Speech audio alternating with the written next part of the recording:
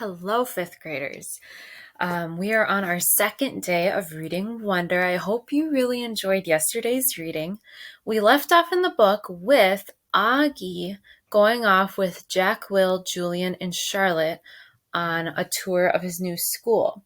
Now, he did not know that students were going to be there, and Augie was pretty flustered and I'd say a little scared. Would you say he was a little scared to be going off with kids his own age? And he explained kind of why he thinks that. With younger kids, they're usually more accepting, or if they say something that hurts his feelings, he knows that they don't mean it. However, with older kids, they know what they're saying. So if someone says something that hurts his feelings, they know what they're doing. So he was nervous.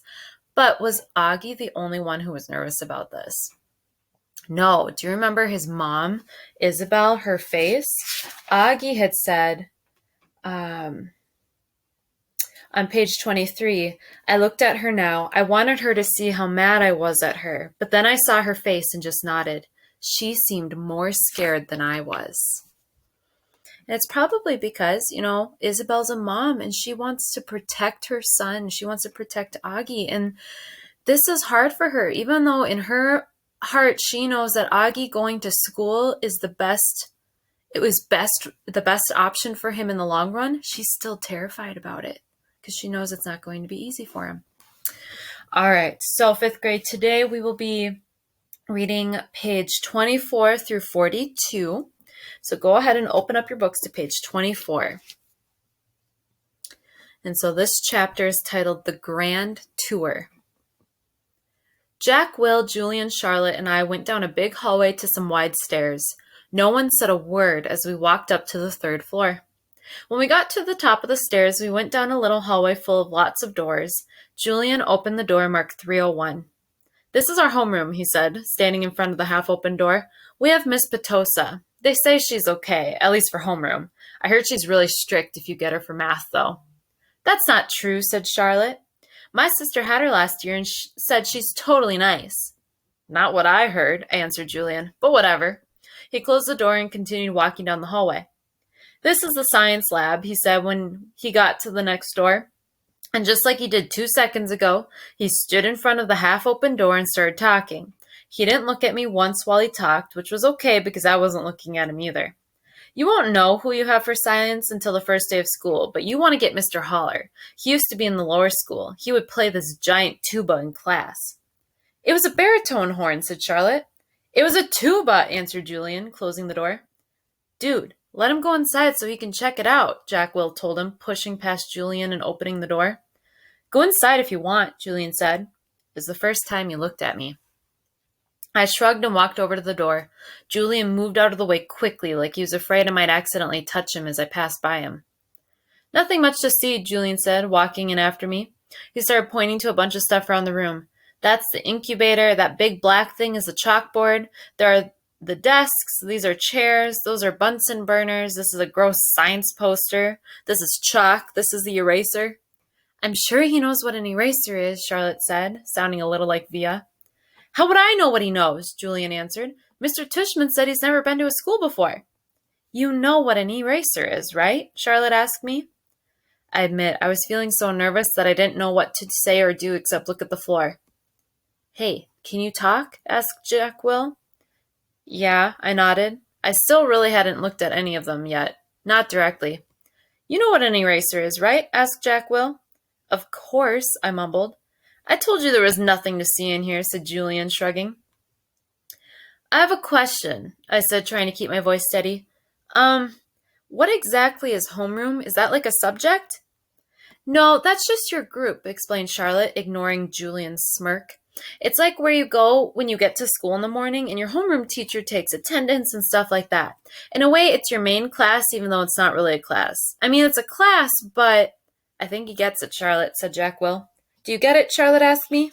Yeah, I nodded at her. Okay, let's get out of here, said Jack Will, walking away. Wait, Jack, we're supposed to be answering questions, said Charlotte. Jack Will rolled his eyes a little and he turned around. Do you have any more questions? He asked me. No, I answered. Oh, well, actually, yes. Is your name Jack or Jack Will? Jack is my first name. Will is my last name. Oh, because Mr. Tushman introduced you as Jack Will, so I thought, huh, you thought his name was Jack Will? Laughed Julian. Yeah, some people call me by my first and last name, Jack said, shrugging. I don't know why. Anyway, can we go now? Let's go to the performance space next, said Charlotte, leading the way out of the science room. It's very cool. You'll like it, August. The performance space. Charlotte basically didn't stop talking as we headed down to the second floor. She was describing the play they had put on last year, which was Oliver. She played Oliver, even though she's a girl. As she said this, she pushed open the double doors to a huge auditorium. At the other end of the room was a stage. Charlotte started skipping toward the stage. Julian ran after her, and then turned halfway around down the aisle. Come on, he said loudly, waving for me to follow him, which I did. There were like hundreds of people in the audience that night, said Charlotte, and it took me a second to realize she was still talking about Oliver. I was so nervous. I had so many lines, and I had all these songs to sing. It was so hard. Although she was talking to me, she really didn't look at me much. On opening night, my parents were all the way in the back of the auditorium, like where Jack is right now, but when the lights are off, you can't really see that far back. So I was like, where are my parents? Where are my parents? And then Mr. Resnick, our theater arts teacher last year, he said, Charlotte, stop being such a diva. And I was like, okay. And then I spotted my parents and I was totally fine. I didn't forget a single line. While she was talking, I noticed Julian staring at me out of the corner of his eye. This is something I see people do a lot with me. They think I don't know they're staring, but I can tell from the way their heads are tilted. I turned around to see where Jack had gone to. He had stayed in the back of the auditorium like he was bored. We put on a play every year, said Charlotte. I don't think he's going to want to be in the school play, Charlotte, said Julian sarcastically. You can be in the play without actually being in the play, Charlotte answered, looking at me. You can do the lighting, you can paint the backdrops. Oh yeah, whoopee, said Julian, twirling his finger in the air. But you don't have to take the theater arts elective if you don't want to, Charlotte said, shrugging. There's dance or chorus or band. There's leadership. Only dorks take leadership, Julian interrupted. Julian, you're being so obnoxious, said Charlotte, which made Julian laugh. I'm taking the science elective, I said. Cool, said Charlotte.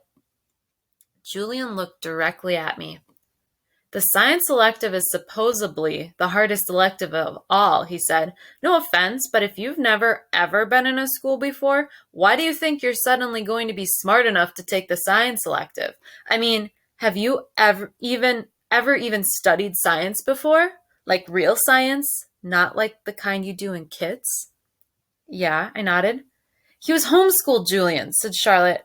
So teachers came to his house? Asked Julian, looking puzzled. No, his mother taught him, answered Charlotte. Is she a teacher? Julian said. Is your mother a teacher? Charlotte asked me. No, I said. So she's not a real teacher, said Julian, as if that proved his point. That's what I mean. How can someone who's not a real teacher actually teach science? I'm sure you'll do fine, said Charlotte, looking at me. Let's just go to the library now, Jack called out, sounding really bored. Why is your hair so long? Julian said to me. He sounded like he was annoyed. I didn't know what to say, so I just shrugged. Can I ask you a question? He said. I shrugged again. Didn't he just ask me a question? What's the deal with your face? I mean, were you in a fire or something? Julian, that's so rude, said Charlotte. I'm not being rude, said Julian. I'm just asking a question. Mr. Tushman said we could ask questions if we wanted to. Not rude questions like that, said Charlotte. Besides, he was born like that. That's what Mr. Tushman said. You just weren't listening. I was so listening, said Julian. I just thought maybe he was in a fire too. Geez, Julian, said Jack. Just shut up. You shut up, Julian yelled. Come on, August, said Jack. Let's just go to the library already. I walked toward Jack and followed him out of the auditorium. He held the double doors open for me as I passed by. He looked at me right in the face, kind of daring me to look back at him, which I did. Then I actually smiled. I don't know. Sometimes when I have the feeling like I'm almost crying, it can turn into an almost laughing feeling. And that must have been the feeling I was having then, because I smiled, almost like I was going to giggle. The thing is, because of the way my face is, people who don't know me very well don't always get that I'm smiling. My mouth doesn't go up at the corners the way other people's mouths do. It just goes straight across my face. But somehow Jack Will got that I had smiled at him, and he smiled back. Julian's a jerk, he whispered before Julian and Charlotte reached us. But dude, you're gonna have to talk. He said this seriously, like he was trying to help me. I nodded as Julian and Charlotte caught up to us. We were all quiet for a second, all of us just kind of nodding, looking at the floor. Then I looked up at Julian. The words supposedly, by the way, I said. What are you talking about? You said supposedly before, I said. I did not. Yeah, you did, Charlotte nodded. You said the science elective is supposedly really hard. I heard you. I absolutely did not, he insisted. Whatever, said Jack. Let's just go. Yeah, let's just go, agreed Charlotte, following Jack down the stairs to the next floor. I started to follow her, but Julian cut right in front of me, which actually made me stumble backward. Oops, sorry about that, said Julian. But I could tell from the way he looked at me that he wasn't really sorry at all. All right, 5th grade, so we've met 3 of Augie's classmates.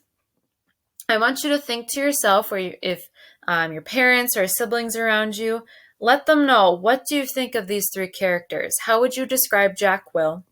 How would you describe Charlotte? And how would you describe Julian?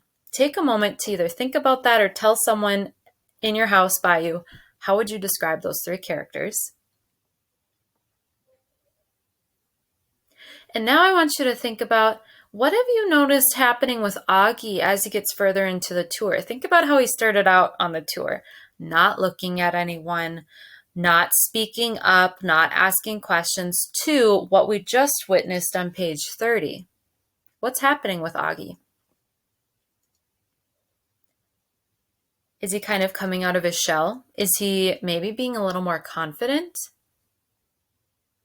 Is he feeling kind of friendship vibes from any of these classmates? If so, who? Who do you think he's feeling friendly with?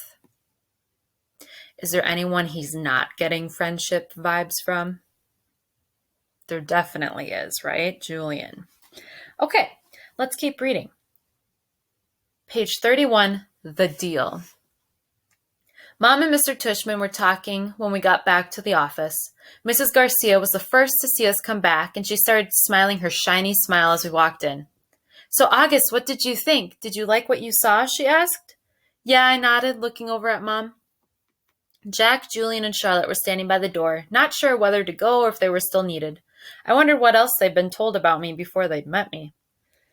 Did you see the baby chick? Mom asked me. As I shook my head, Julian said, Are you talking about the baby chicks in science? Those get donated to a farm at the end of every school year. Oh, said Mom, disappointed. But they hatch new ones every year in science, Julian added, so August will be able to see them again in the spring. Oh, good, said Mom, eyeing me. They were so cute, August. I wish she wouldn't talk to me like I was a baby in front of other people. So, August, said Mr. Tushman, did these guys show you around enough, or do you want to see some more? I realize I forgot to ask them to show you the gym.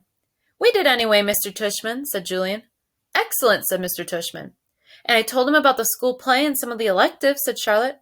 Oh, no, she said suddenly. We forgot to show him the art room.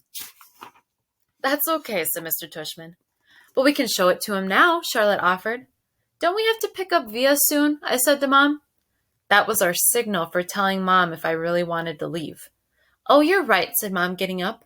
I could tell she was pretending to check the time on her watch. I'm sorry, everybody. I lost track of time. We have to go pick up my daughter at her new school. She's taking an unofficial tour today. This part wasn't a lie, that Via was checking out her new school today. The part that was a lie was that we were picking her up at the school, which we weren't. She was coming home with Dad later. Where does she go to school? Asked Mr. Tushman, getting up. She's starting Faulkner High School this fall. Wow, that's not an easy school to get into. Good for her. Thank you, said Mom, nodding. It'll be a bit of a schlep, though. The A train down to 86, then the crosstown bus all the way to the east side. Takes an hour that way, but it's just a 15-minute drive. It'll be worth it. I know a couple of kids who got into Faulkner and love it, said Mr. Tushman. We should really go, Mom, I said, tugging at her pocketbook. We said goodbye kind of quickly after that. I think Mr. Tushman was a little surprised that we were leaving so suddenly, and then I wondered if he would blame Jack and Charlotte, even though it was really only Julian who made me feel kind of bad. Everyone was really nice, I made sure to tell Mr. Tushman before we left. I look forward to having you as a student, said Mr. Tushman, patting my back. Bye, I said to Jack, Charlotte, and Julian, but I didn't look at them, or look up at all, until I left the building. Fifth grade, what did you notice about Julian's behavior when it was just kids versus when he was in front of the principal and Augie's mom? Did he act differently? Was he suddenly more polite and willing to be helpful versus when he was just with Jack, Will, Charlotte, and Augie? What does that tell you about Julian? Does it tell you that he knows the way he was acting when it was just the students is wrong? Probably. Because if he didn't think it was wrong, why would he act any differently in front of adults? Let's keep reading. Page 33, home. As soon as we had walked at least half a block from the school, Mom said, "So, how'd it go? Did you like it?" "Not yet, Mom. When we get home," I said. The moment we got inside the house, I ran to my room and threw myself onto my bed. I could tell Mom didn't know what was up, and I guess I really didn't either. I felt very sad and a tiny bit happy at the exact same time. Kind of like that laughing, crying feeling all over again. My dog Daisy followed me into the room, jumped on the bed, and started licking me all over my face. "Who's a good girlie?" I said in my dad voice. "Who's a good girlie?" "Is everything okay, sweetness?" Mom said. She wanted to sit down beside me, but Daisy was hogging the bed. "Excuse me, Daisy." She sat down, nudging Daisy over. "Were those kids not nice to you, Augie?" "Oh, no," I said, only half lying. "They were okay." "But were they nice? Mr. Tishman went out of his way to tell me what sweet kids they are." "Uh-huh," I nodded, but I kept looking at Daisy, kissing her on the nose and rubbing her ear until her back leg did that little flea scratch shake. "That boy Julian seemed especially nice," Mom said. "Oh, no. He was the least nice. I liked Jack, though. He was nice. I thought his name was Jack Will, but it's just Jack." "Wait, maybe I'm getting them confused. Which one was the one with the dark hair that was brushed forward?" "Julian." "And he wasn't nice?" "No, not nice." "Oh," she thought about this for a second. "Okay, so is he the kind of kid who's one way in front of grown-ups and another way in front of kids?" "Yeah, I guess." "Ah, hate those," she answered, nodding. He was like, "So, August, what's the deal with your face?" I said, looking at Daisy the whole time. "Were you in a fire or something?" Mom didn't say anything. When I looked up at her, I could tell she was completely shocked.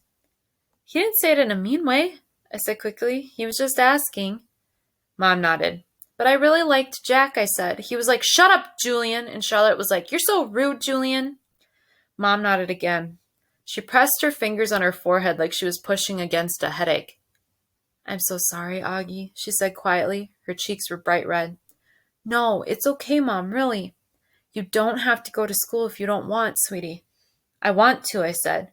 "Augie, really, Mom, I want to." And I wasn't lying. Why is that so huge, fifth grade, for Augie to say, "I want to go to school," and to not be lying about it? Why is that so huge? I want you to compare how he was acting when he first heard his parents talking about him going to school versus now. He's really come a long way in his decision about school, hasn't he? Because before, he was completely against it.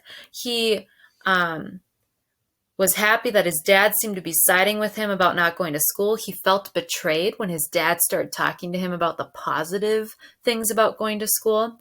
And now we have Augie, after going through that ordeal with Julian and kind of the pressure on the school tour and talking to everyone, and he's saying that he wants to go to school. That's pretty amazing, isn't it? Now, do you think Augie thinks, "Oh, this is going to be super easy"? No. Augie's very realistic about this. He knows that there are going to be a lot more moments with people like Julian at school. However, do you think Augie realizes that the benefits of going to school outweigh the negatives of going to school? Yeah, they totally do. Okay. Page 35, first day jitters. Okay. So I admit that the first day of school, I was so nervous that the butterflies in my stomach were more like pigeons flying around my insides. Mom and Dad were probably a little nervous too, but they acted all excited for me, taking pictures of me and Via before we left the house since it was Via's first day of school too. Until a few days before, we still weren't sure I was going to school at all. After my tour of the school, Mom and Dad had reversed sides on whether I should go or not. Mom was now the one saying I shouldn't go, and Dad was saying I should. Dad had told me he was really proud of how I'd handled myself with Julian and that I was turning into quite the strong man. And I heard him tell Mom that he now thought she had been right all along, but Mom, I could tell, wasn't so sure anymore. When Dad told her that he and Via wanted to walk me to school today too, since it was on the way to the subway station, Mom seemed relieved that we would all be going together. And I guess I was too. Even though Beecher Prep is just a few blocks from our house, I've only been on that block a couple of times before. In general, I try to avoid blocks where there are lots of kids roaming around. On our block, everybody knows me and I know everybody. I know every brick and every tree trunk and every crack in the sidewalk. I know Mrs. Grimaldi, the lady who's always sitting by our window, and the old guy who walks up and down the street whistling like a bird. I know the deli in the corner where Mom gets our bagels, and the waitresses at the coffee shop who all call me honey and give me lollipops whenever they see me. I love my neighborhood of North River Heights, which is why it was so strange to be walking down these blocks feeling like it was all new to me suddenly. Amesfort Avenue, a street I've been down a million times, looked totally different for some reason, full of people I never saw before, waiting for buses, pushing strollers. We crossed Amesfort and turned up Heights Place. Via walked next to me like she usually does, and Mom and Dad were behind us. As soon as we turned the corner, we saw all the kids in front of the school, hundreds of them talking to each other in little groups, laughing or standing with their parents who were talking with other parents. I kept my head way down. "Everyone's just as nervous as you are," said Via in my ear. "Just remember that this is everyone's first day of school, okay?" Mr. Tushman was greeting students and parents in front of the school entrance. I have to admit, so far nothing bad had happened. I didn't catch anyone staring or even noticing me.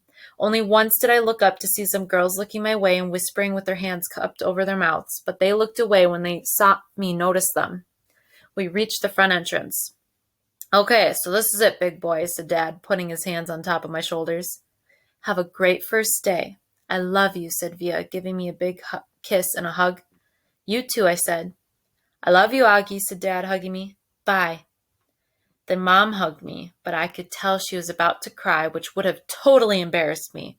So I just gave her a fast, hard hug, turned, and disappeared into the school.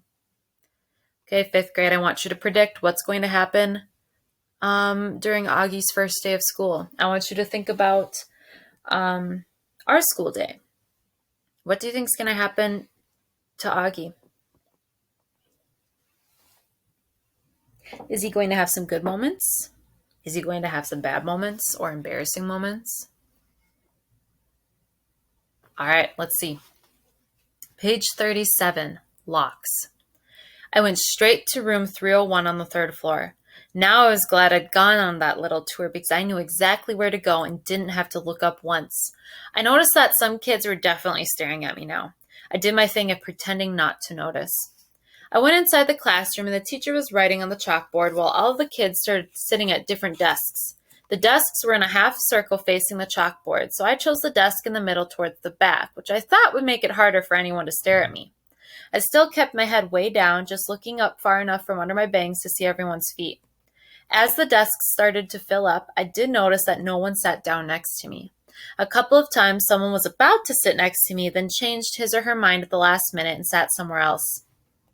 "Hey, August." It was Charlotte giving me her little wave as she sat down at a desk in front of the class. Why anyone would ever choose to sit way up front in a class, I don't know. "Hey," I said, nodding hello. Then I noticed Julian was sitting a few seats away from her talking to some other kids. I know he saw me, but he didn't say hello. Suddenly, someone was sitting down next to me. It was Jack Will. Jack. "What's up?" he said, nodding at me. "Hey, Jack," I answered, waving my hand, which I immediately wished I hadn't done because it felt kind of uncool. "Okay, kids. Okay, everybody, settle down," said the teacher, now facing us. She had written her name, Miss Petosa, on the chalkboard. "Everybody find a seat, please. Come in," she said to a couple of kids who had just walked in the room. "There's a seat there and right over there." She hadn't noticed me yet. "Now, the first thing I want everyone to do is stop talking and," she noticed me, "put your backpacks down and quiet down." She had only hesitated for a millionth of a second, but I could tell the moment she saw me. Like I said, I'm used to it by now. I'm going to take attendance and do the seating chart, she continued, sitting on the edge of her desk. Next to her were 3 neat rows of accordion folders. When I call your name, come up and I'll hand you a folder with your name on it. It contains your class schedule and your combination lock, which you should not try to open until I tell you to. Your locker number is written on the class schedule. Be forewarned that some lockers are not right outside this class but down the hall. And before anyone even thinks of asking, no, you cannot switch lockers and you can't switch locks. Then if there's time at the end of this period, we're all going to get to know each other a little better, okay? Okay. She picked up the clipboard on her desk and started reading the names out loud. Okay, so Julian Albans, she said, looking up. Julian raised his hand and said, here, at the same time. Hi, Julian, she said, making a note on her seating chart. She picked up the very first folder and held it out to him. Held it out toward him. Come pick it up, she said, kind of no nonsense.